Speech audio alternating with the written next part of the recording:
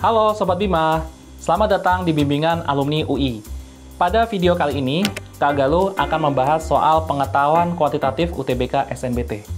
Siapkan diri kamu untuk belajar bersama ya. Oh ya, sebelum kita mulai, ada baiknya kamu klik tombol like, subscribe, dan aktifkan lonceng notifikasi biar kamu tidak ketinggalan video pembahasan soal lainnya. Gimana, sudah siap? Ayo kita mulai!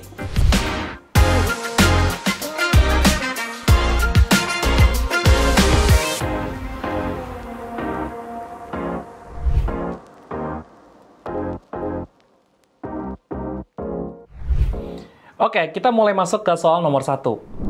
Urutan bilangan 1/8, 0,1255, 3/25, dan 12,25% dari yang terkecil ke yang terbesar itu seperti apa? Jadi kita lihat di sini ada 4 bilangan yang punya format berbeda. Ada pecahan, ada desimal, ada persentase, dan desimal ya. Untuk bisa mengurutkan lebih bagus, ada baiknya kita ubah ke dalam satu format. Misalkan kita ubah ke dalam desimal. Jadi kita perlu hafalan sih sebenarnya ya. Jadi kamu tuh harus bisa ngapalin seperti 1/1, 1/2, 1/3, 1/4, 1/5 dalam bentuk desimal sampai 1/10. Oke. Untuk apa? Untuk mempermudah kamu untuk menyelesaikan soal-soal yang tipenya begini ya, tentang teori bilangan dan lain-lain. Jadi 1/8 itu adalah 0,125. Udah, nggak ada lanjutannya ya. 0,1250 juga boleh deh. Kemudian 0,1255, 3/25 itu berapa? Nah, sekarang kita perlu tahu 1/25 itu, mulai dari 1/25 dulu ya. Kalau kita kalikan 4, atas dan bawah, pembilangan penyebutnya, itu jadi 4/100. Dan itu adalah 0,04.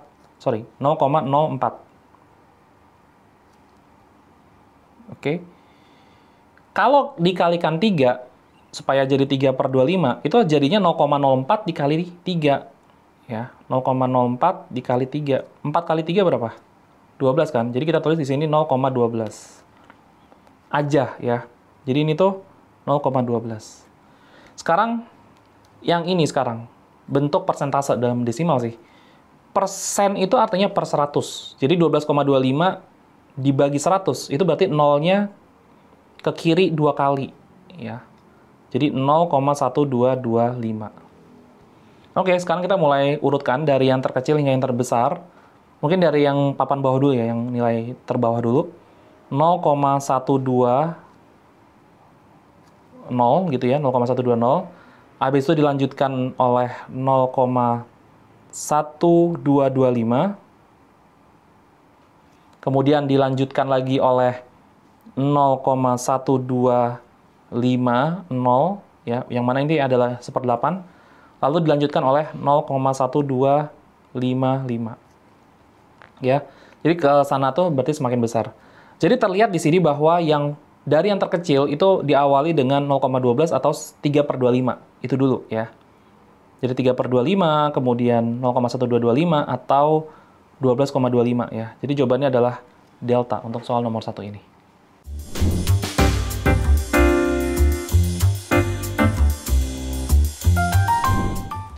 Oke, sekarang kita masuk ke soal nomor 2 ya. Diketahui 6 plus akar 36 dibagi 2 plus A sama dengan 15. Jadi kita perlu tahu hierarki dalam operasi matematika. Yang pertama, hierarkinya adalah kita mendahulukan perkalian dan pembagian. Itu dulu. Kecuali kalau ada tanda kurung ya. Contohnya gini deh, kalau misalkan ini soal yang lain, misalkan kita punya 2 plus 3 dikali 5. Terus kasih tanda kurung kayak gini misalkan. Itu artinya pembuat atau penulis itu mau mengekspresikan kita harus menjumlahkan 2 dengan 3-nya dulu. 5 baru dikalikan 5 gitu ya. Tapi kalau misalkan cuman gini aja, berarti automatically kita kalikan dulu 3 dengan 5 gitu ya. Itu sebagai contoh. Oke, pada soal ini kita bisa lihat bahwa mana sih yang merupakan pembagian ataupun perkalian, itu yang bagian ini dulu nih. Jadi itu dulu yang kita kerjain ya. Jadi 6 ditambah akar 36 dibagi 2 plus A sama dengan 15. Nah, berapakah nilai dari akar 36? 6 kan ya. 6 dibagi 2 adalah 3. Jadi 6 ditambah 3 ditambah A sama dengan 15. Dan 6 tambah 3 adalah 9. berarti A-nya adalah 15 dikurang 9. Berapa? 15 kurang 9? 6 ya. Oke, jadi soal nomor 2 ini adalah 6.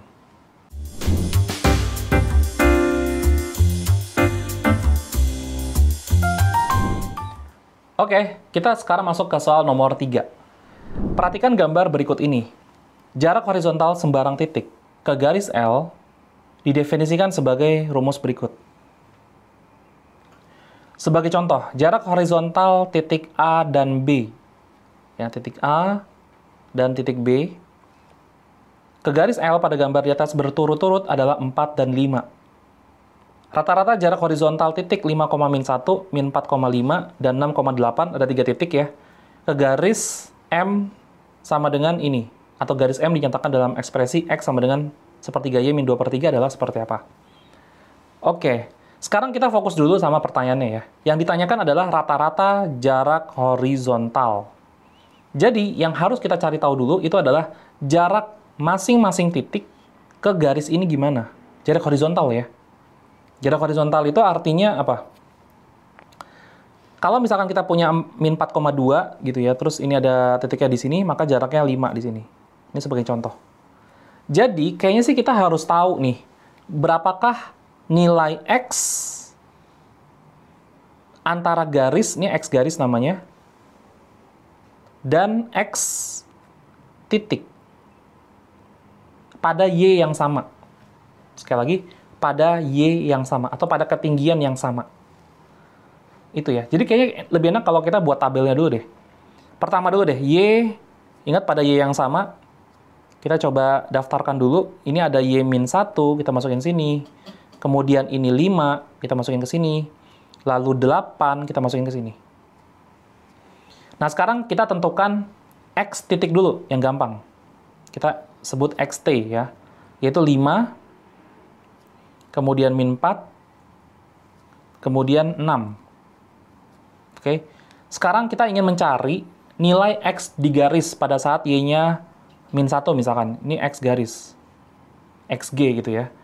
Gimana caranya? Kita tinggal masukin aja Y-nya itu ke dalam sini. Oke, jadi X itu sama dengan 1/3 dikalikan min 1, min 2/3. Atau bisa kita tulis min 1/3, min 2/3, atau sama dengan min 3/3. Atau min 1 gitu ya. Jadi kita tulis di sini min 1. Berikutnya, dengan cara yang sama prinsipnya ya.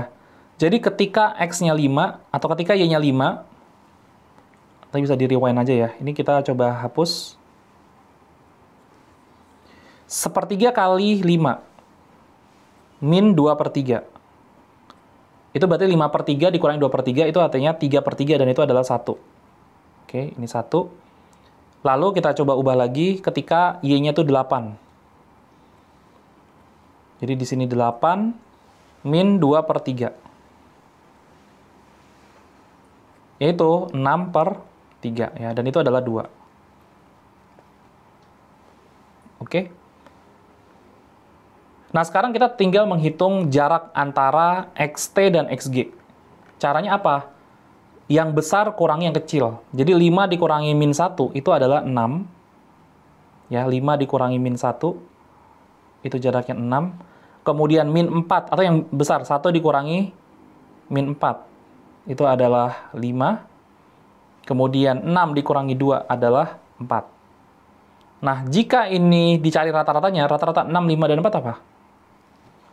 Yaitu, oke, kita pakai rumusnya aja ya. Jadi rata-rata dihitung dengan menjumlahkan semua data, 6 ditambah 5, ditambah 4, dibagi banyaknya data. Dalam hal ini ada 3 data, jadi kita bagi 3. Berarti hasilnya 6 tambah 5, 11, 11 tambah 4, 15. 15 dibagi 3 adalah 5. Jadi nomor ini jawabannya adalah C ya.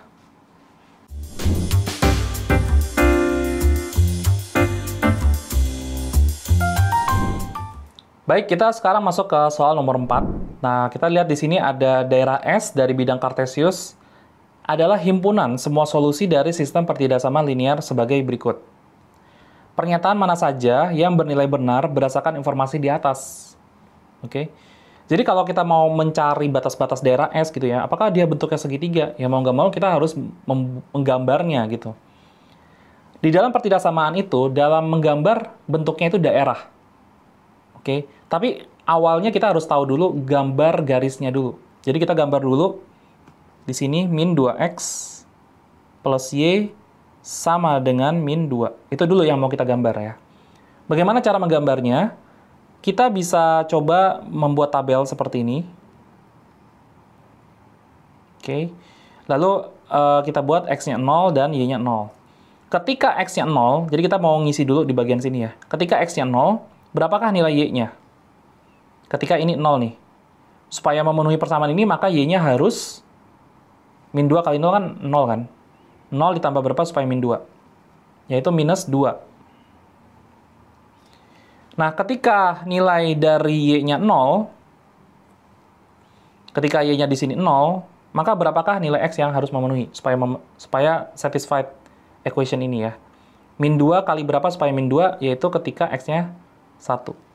Oke. Jadi, garis min 2x plus y sama dengan minus 2 itu melewati titik 0, min 2 dan 1,0 ya. 0, min 2 dan melewati 1,0.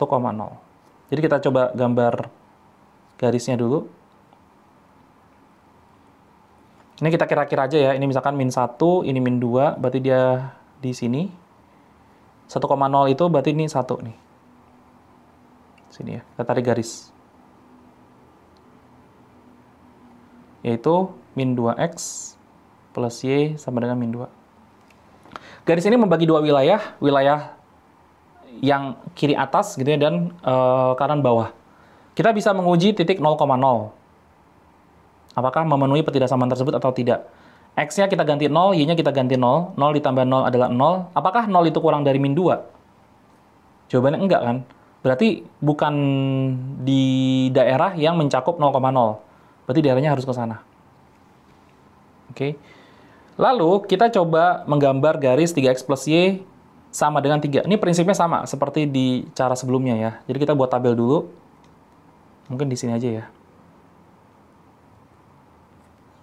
3 plus x plus y sama dengan 3. Jadi ini 0, y-nya 0. 3 kali 0, 0 tambah berapa supaya 3? Itu 3. Ketika y-nya 0, maka x-nya harus 1. Jadi dia melewati titik 0,3 di sini. Dan 1,0 di sini ya. Jadi kita tarik garisnya.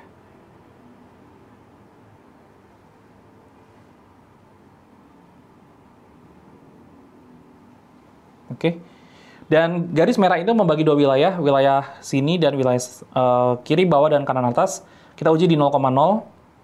0 tambah 0, apakah lebih dari 3? Jawabannya tidak. Berarti 0,0 tidak termasuk daerahnya, berarti daerahnya ke sana. Oke, kemudian kita gambar X sama dengan 5. Ya. X sama dengan 5 itu kira-kira begini. Ini 5 ya. Jadi di sini terlihat bahwa daerah X kurang dari 5 itu daerahnya ke arah kiri. Maka irisan dari ketiga garis tersebut itu daerahnya adalah yang ini. Oke. Dan benar bahwa daerah bentuk yang segitiga, kemudian seluruh daerah di kuadran pertama dan keempat. Oke, kalau 1 benar 3 benar ya.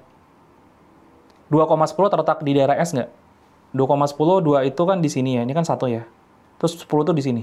Jadi jauh banget. Dan itu tidak memenuhi. Oke, jadi untuk menjawab soal ini, pernyataan yang benar adalah 1, 2, dan 3. Jadi jawabannya adalah A.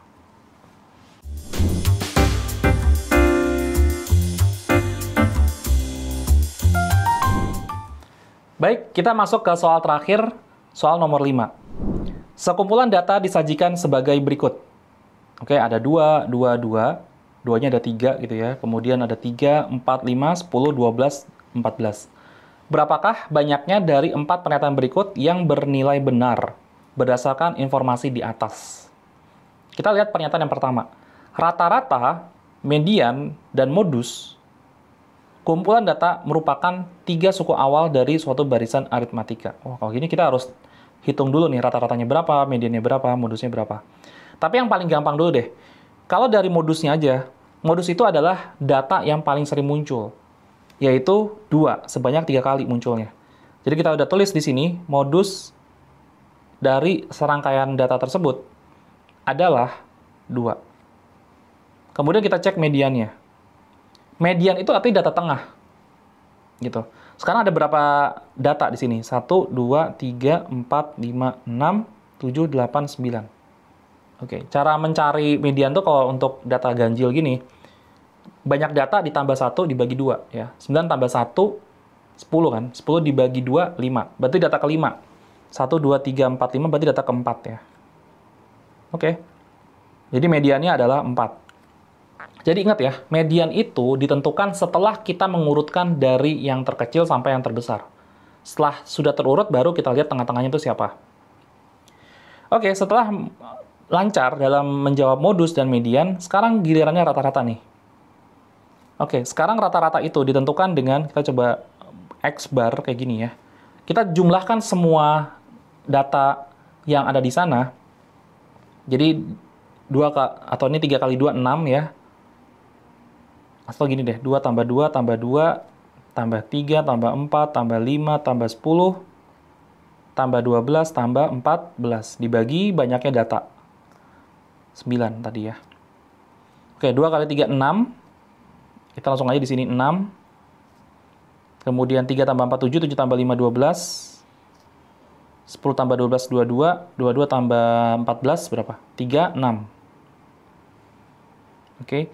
Jadi 6 tambah 36 itu adalah 42, 42 ditambah 12, 54.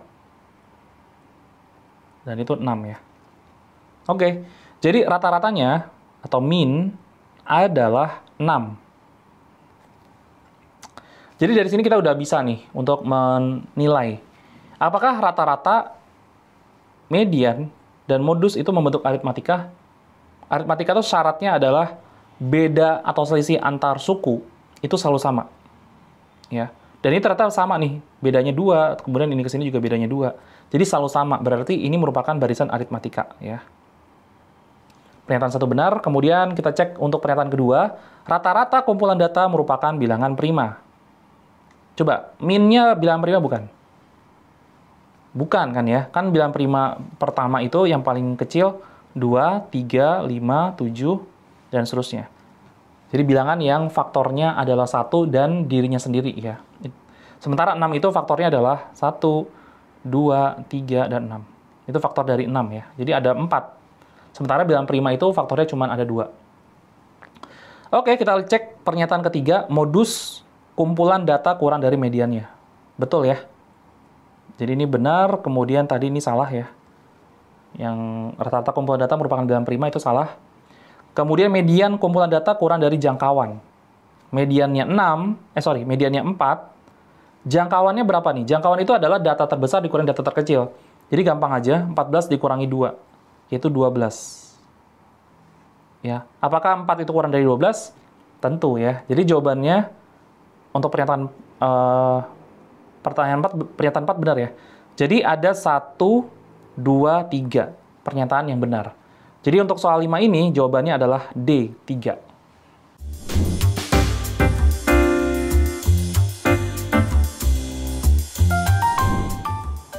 Oke Sobat Bima, gimana nih? Udah mulai paham kan? Kira-kira kita bahas soal apa lagi ya? Boleh banget nih komen di bawah. Sampai jumpa di video pembelajaran lainnya. Bimbingan alumni UI, yakin bisa, pasti bisa.